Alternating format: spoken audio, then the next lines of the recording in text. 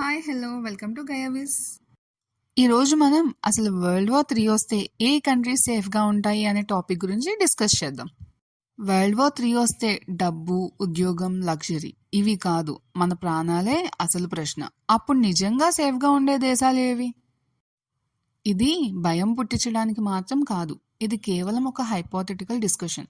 యుద్ధం వస్తే కొన్ని దేశాలు neutrality, geographical location, self sufficient food resource వల్ల కొంచెం సేఫ్గా ఉండే అవకాశం ఉంది.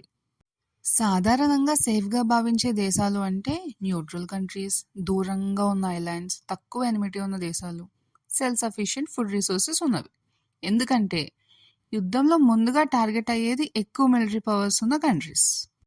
అందుకే హైపోథెటికల్గా మాట్లాడుకుంటే ప్రజలు తరచూ చెప్పే దేశాలు ఇవే. న్యూజిలాండ్ దూరంగా ఉంటుంది, స్విట్జర్లాండ్ న్యూట్రల్ పాలసీ పాటిస్తుంది, ఐస్లాండ్లో no army, low conflict, Bhutan peace and isolation. కానీ గుర్తుంచుకోండి, ఇవి గ్యారంటీలు కాదు, కేవలం అవకాశాలు మాత్రమే.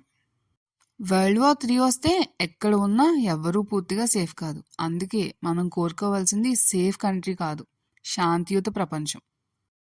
War has no winners, peace is a real safety. మీ అభిప్రాయంలో నిజంగా సేఫ్గా ఉండే దేశం ఉందా? మీ ఒపీనియన్ కమెంట్ చేయండి.